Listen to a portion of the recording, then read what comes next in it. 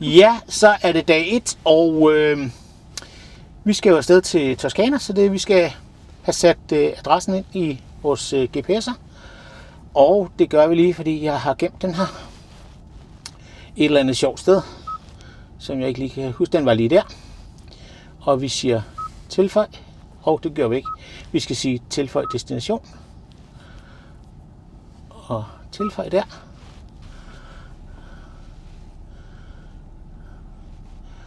Og jeg kan bedst lide at køre A9'eren over Magdeburg, fordi så er jeg sikker på, at den ikke begynder at lede mig ned over Østrig. Nej, over Schweiz. Fordi i Schweiz, der skal man have vignette både til bil og til campingvogn. Så det gider vi ikke. Og nu skulle den lige se, om den kunne finde nogle ruter herned igennem.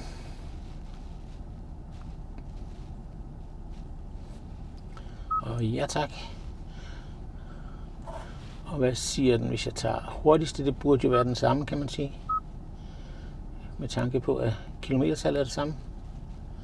Jeg tror også, der er flere økonomisk. Hvad siger den, hvis jeg vælger den?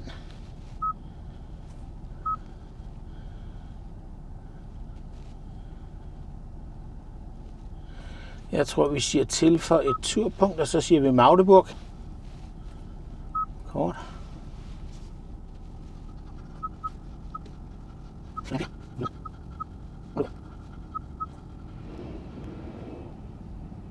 Der.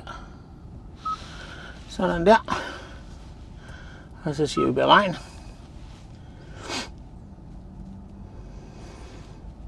Ja. Den må godt finde lader på vejen. Jeg tror bare, vi siger start rutevejledning. Sådan der. Og så er vi i gang.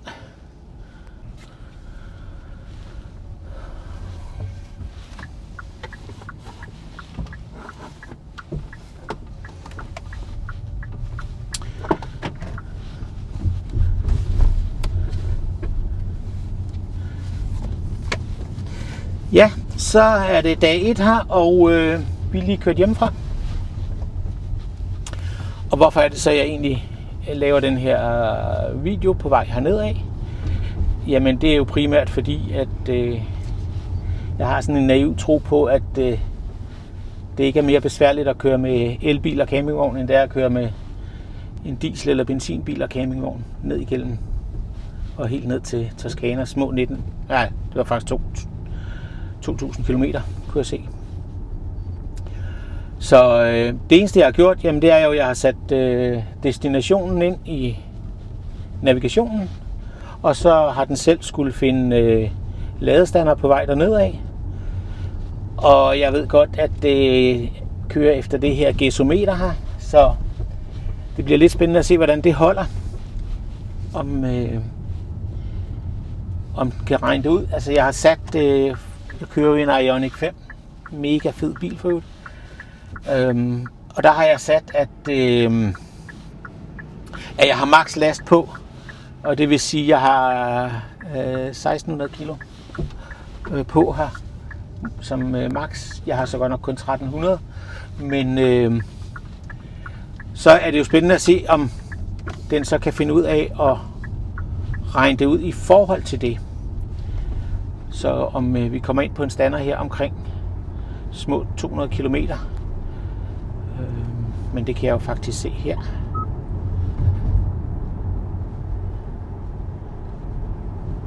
Den siger, at der er en her. Nå, det kunne jeg ikke lige nå at se.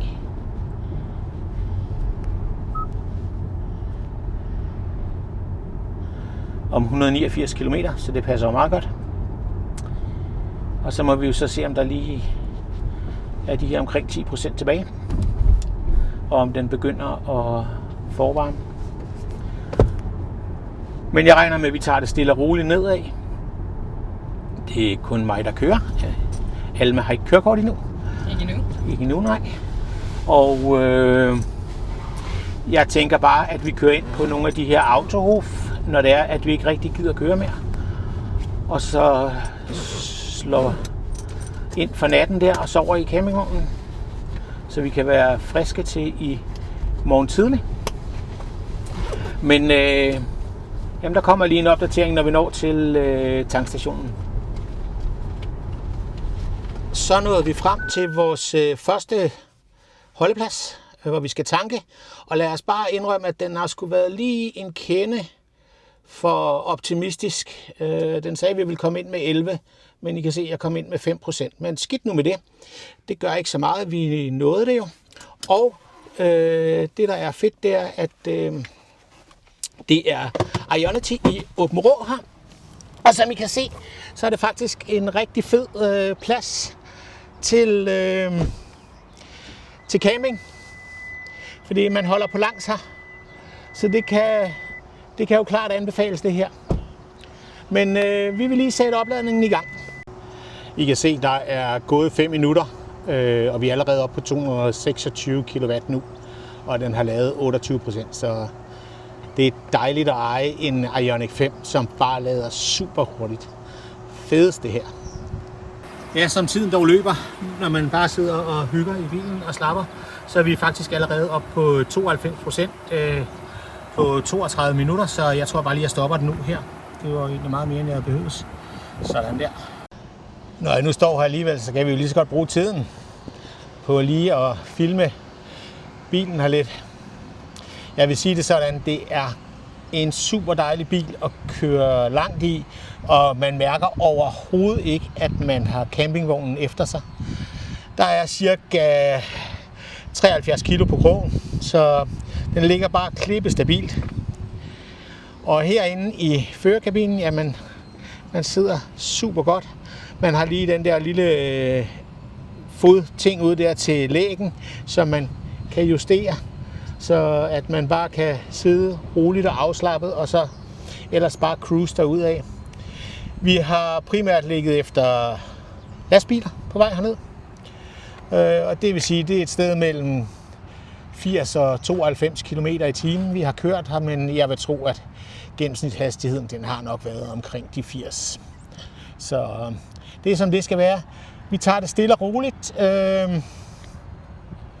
Jeg er ikke den, der ligger ude i overhalingsbanen hele tiden, fordi det synes jeg er alt for anstrengende.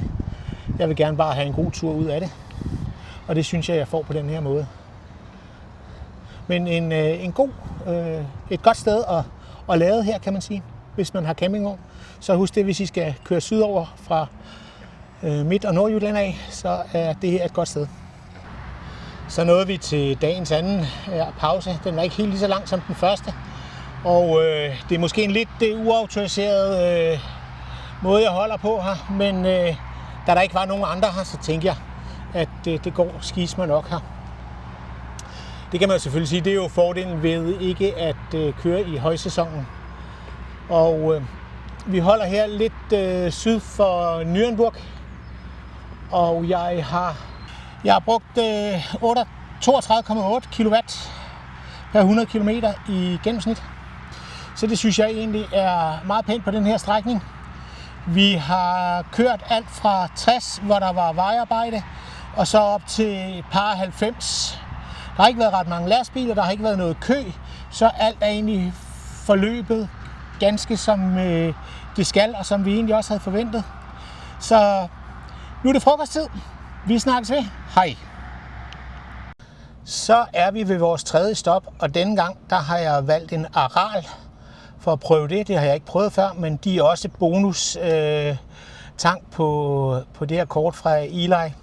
Så der er der også til 3,79 eller 50 eurocent. Og som I måske kan se her, så går det altså bedre og bedre, fordi 28,1 kW per 100 km, det synes jeg er hammergodt gået. Jeg har kørt cirka 80 km i timen her. Jeg har lige holdt lidt, hvor vi lige skulle ud og tømme blæren. Og så har jeg lige en advarsel, fordi at vi tog 7'eren ned her. Og vi er nu, jeg ved mig ikke lige, hvor vi er faktisk, det skal jeg finde ud af. Men vi er lige nord for Hannover i hvert fald. Og fra før Hamburg og Elbetunnelen, der er massivt vejarbejde. Ikke fordi det betød noget for os lige her nu, men jeg er sikker på, at til sommer, så vil det betyde noget. Så er jeg sikker på, at så havner vi i problemer.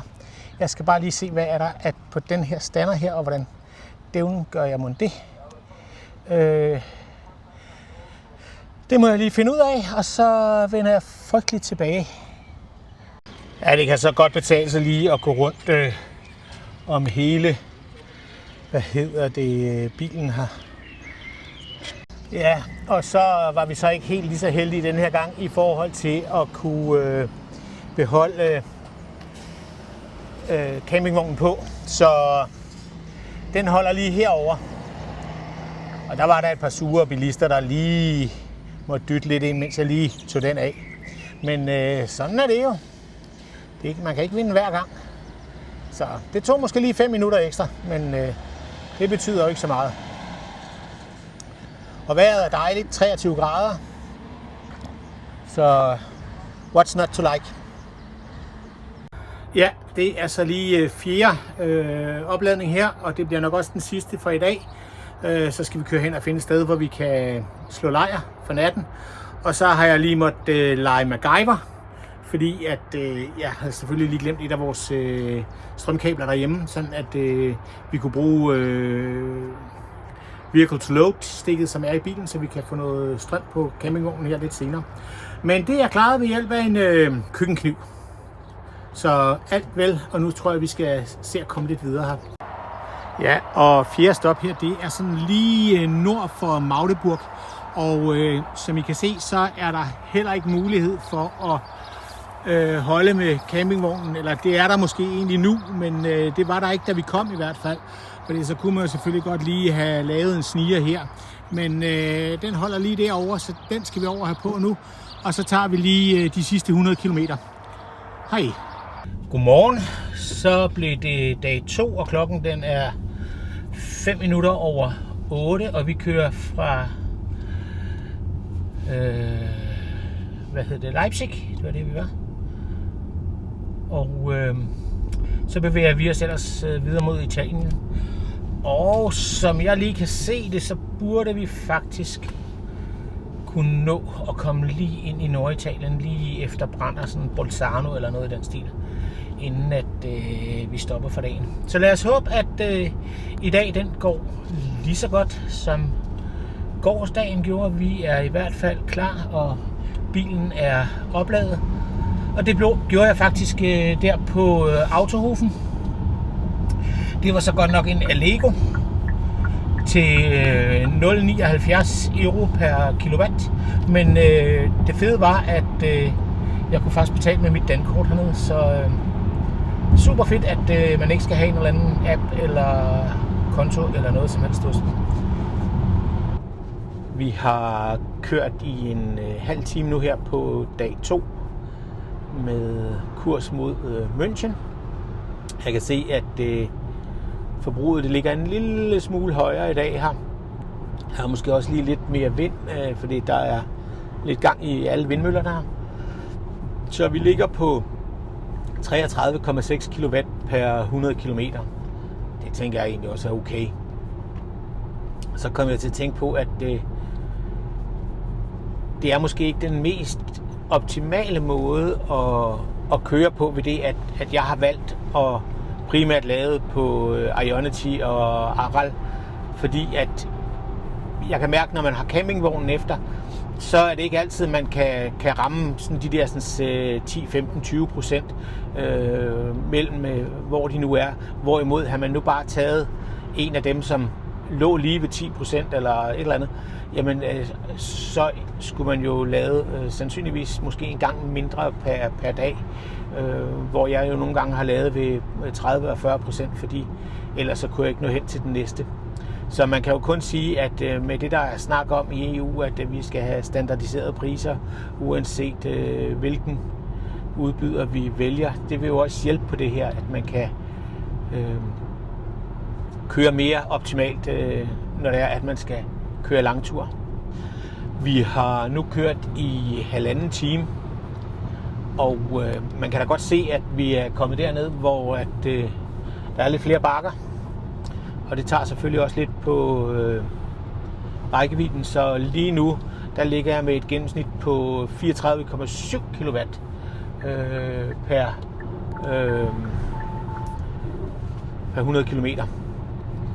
Men sådan er det jo, når man ligger og kører op og ned ad bakker, og jeg kan kun sige, at det er en fed ting at køre i den her elbil, fordi den er fuldstændig ligeglad med bakkerne, selvom jeg har campingvognen bagefter. Altså 90-95, det er ingen problem op ad bakken. Jeg kan slet ikke mærke, at jeg har noget efter mig faktisk. Så fed oplevelse. Og så tænker jeg jo bare, at det er også ret sjovt, at man kan køre ned ad en bakke med 95 km i timen, og så rekuperere. Det kan vi jo godt lide at se. Så det kører bare. Vi er på dagens første hold her. Klokken den er lige lidt over 10. Vi har kørt i godt 2 timer og har holdt en gennemsnitshastighed på 80 km i timen. Og lige nu der lader vi med 232 kW på Euro-rastplads ved Himmelkronen på A9'eren. Det er en stor resteplads med masser af lader. Der er 1, 2, 3, 4, 5, 6 der, og så er der 2, 4, 6, det vil sige, der er 12 Ionity-ladere, og der er nogle Allego-ladere også her. Så og indkøbsmuligheder og rest og toiletter og alt muligt, vi har været her før. Det er en rigtig god plads. Vejret er dejligt, det er lige godt 20 grader, det er overskyet, men vi nyder det. Vi er på vej, det er det, der er vigtigt. Så vi snakkes vel lidt senere på turen. Så er vi ved dagens andet stop, og igen efter cirka 160 km og 2 timer, og med en gennemsnits med 29,4 kW per 100 km. Og jeg skal ærligt indrømme, at da vi startede ud, der så det ikke helt så godt ud her, for der lå vi op på næsten 40 kW per 100 km. Så det har jo rettet sig noget ud. Vi er også ved at være i bunden af Tyskland. Vi er vel egentlig ikke så langt fra München af. Så, den her Ionity, vi er på i Hebberg, det var så lige en lille sådan tricky en, fordi at vi skulle over på den anden side af motorvejen, egentlig modsat retning af, hvor vi skal hen. Men der var sådan lidt snirkel-snørkel fra den ene resteplads til den anden. Det blæser meget her. Men der er gode forhold, i hvert fald når det ikke er sommerperiode, fordi at, som I kan se her, så kan jeg igen holde med bilen, eller ja, med campingvognen på krogen. Så det er super fedt. Klokken den er ved at være 1:15 eller sådan noget, og det er tid til noget frokost. Så vi snakkes ved. Hej. Ja, så holder vi og skal dreje fra ved 90 eller 99 mod Salzburg og Innsbruck. Og det er første gang, vi faktisk har stødt på sådan en rigtig kø her. Klokken den er 2:30 nu, eller 2:07. Så det bliver lidt spændende at se, hvor længe vi skal sidde her. Der er 2 spor, og det står stille, og der er 3 kilometer til afkørslen. Men jeg synes egentlig, i forhold til, hvordan det kan se ud, og i forhold til, som det typisk ser ud om sommeren, så er det her jo ingenting, det vi har været igennem mig nu. Så vi må bare tage den med ro, vente og se, hvad der sker. Og mens vi lige så stille og roligt kører frem og her, så kan jeg jo sige, at jeg allerede har købt digitale vignetter på appen AFSIG, tror jeg nok den hedder, AFSIG eller sådan noget. Og jeg har gjort det både til de østrigske motorveje og til Brennerpasset. Det vil sige, at forhåbentlig så kan jeg bare køre udenom den kø, der er op mod betalingsanlægget, hvis alt går som det skal. Det synes jeg er meget rarere. Men nu kører vi der igen i hvert fald. Og der er så kø lige så langt øjet rækker, både fra den motorvej, vi jo egentlig skal ned på, og så ud forbi de skilte der, hvor man faktisk ikke rigtig kan se, hvad der er. Men det står der næsten stille. Sådan er det nogle gange. Der kommer lige en lille opdatering mere her. Det er tredje gang, vi er inde og lader nu. Vi har kørt godt 2 timer, men vi har ikke kørt så langt, fordi at der var masser af kø og alt muligt, så det tog os lige en time ekstra lige pludselig. Vi fandt aldrig rigtig ud af hvorfor, men sådan er det jo bare. Og nu vil vi så videre mod Østrig og Norditalien, hvor vi har booket en campingplads for aften her. Så jeg vil lige sige, at den her resteplads, vi er på nu, er også en Ionity, og den ligger ved Aarberg på rute 8. Hvis man skal ind til den, så skal man altså lige huske at køre ind ved personbilerne, for kommer man ind ved lastbilerne, så er det sådan noget ensrettet noget, hvor man skal køre mod køreretningen, hvilket vi gjorde. Der er 4-5 lader her, så det er ikke sådan super optimalt her, men det fungerer. Så er vi i Brander by. Spændende sted at skulle lade her, og en spændende tur, vil jeg sige. Fordi at vi har kørt 133 km ned ad bakke. Som I kan se her, så er den oppe på 31,1 kW per 100 km. De første 133 fra seneste ladning, der var det 100 ned, eller de seneste 133 km efter ladningen, der gik det ned ad bakke, og der var vi nede på 25 rent. Så der er gået meget ned ad bakke. Som I kan se, så har vi ikke kørt så stærkt, for det er både op og ned ad bakke med en campingvogn. Det er måske knap så optimalt. Men nu skal jeg ud og have ladet her. Jeg skal lige ud. Og som I kan se, der er ikke meget plads her, og det er absolut ikke campingvenligt. Fordi at campingvognen, den var vi sgu nødt til at smide over på en eller anden stor parkeringsplads, lidt her uden for byen. For den er der altså ikke plads til herinde, som I kan se. Så husk det, hvis det er, I skal lade her i Brander by. Så er det uden campingvogn på, fordi I kommer aldrig ind her. Sådan der. Og Alma, kan du ikke være den, der lige sætter ladestikket i derovre?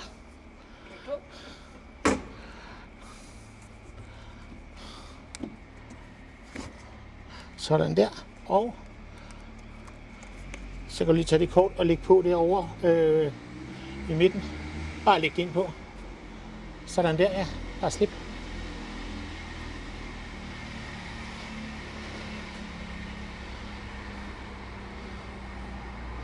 En anden ting, jeg kan sige, at det er faktisk første gang, hvor det nu er gået så meget ned ad bakke, hvor jeg var nødt til egentlig at nulstille, eller ikke nulstille, men få den til at beregne ruten igen, fordi at hver gang den fandt en lader, jeg skulle ind til, jamen så har jeg jo stort set ikke brugt noget strøm.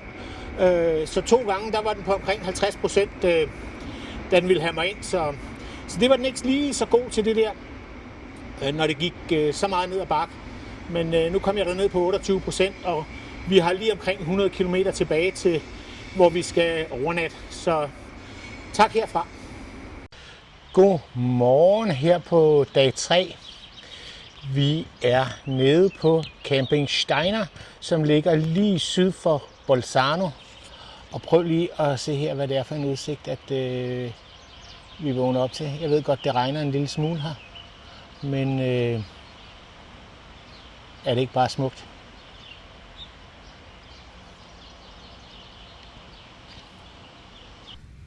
Ja, køreturen dag 3, for ikke at bare vise de samme klip igen og igen fra en ny opladningsstation, så har jeg valgt bare lige at gøre det sådan lidt kort her, så ikke at det bliver sådan en lang, kedelig film. Vi kørte jo ned fra Bolzano af med næsten fuld tank. Vi havde kun kørt 100 km.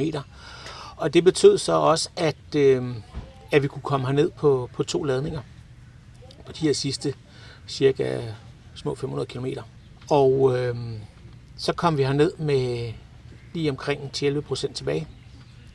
Og det var jo sådan set fint nok, fordi der er en LX-lader her på campingpladsen. Så det var jo bare egentlig at plugge ind der. En LX, det er i hvert fald herovre i Toskana-området, der er det nok et af de selskaber, der er flest ladestandere med. Og de er fine. De er bare lidt dyre. Sådan en 22 kW lader her på campingpladsen, det koster 0,7 euro per kilowatt. Så den er ikke billig, så egentlig så kunne det bedre have svaret sig, at jeg havde fundet en Ionity og så brugt mit Eli-kort. Men lige her, hvor vi er, der er altså lige et stykke vej til den nærmeste lader af den type. Lige her efter det her klip, som egentlig afslutter vores tur herned, der er der et stillbillede af regnskabet herned, som I jo så lige kan studere, hvis I har lyst til det. Men jeg vil bare sige tak til jer for at kigge med, og tak til de 2 samarbejdspartnere, som har været med til at lave den her film, som er henholdsvis tankbiler, Suzuki og Hyundai i Holstebro, og så er det campingspecialisten på Fund og Bakke ved Silkeborg, som har været med til det her. Der kommer selvfølgelig også lige en lille opdatering på hjemturen, som jo kommer til at foregå uden campingvogn, og så med et regnskab der, så at man ligesom kan se, hvad er forskellen. Er der overhovedet nogen forskel, både i forhold til antal ladninger og til forbrug, fordi at på vej herned, jamen der har vi jo nok ligget med de der cirka 80 km i timen, hvorimod på vej hjem, jamen der får den jo nok et sted med 120-130 det meste af vejen. Så det gør jo selvfølgelig også noget, både for rækkevidden og for forbruget. Men den får I en gang i næste uge. Tak for det, I har kigget med. Hej.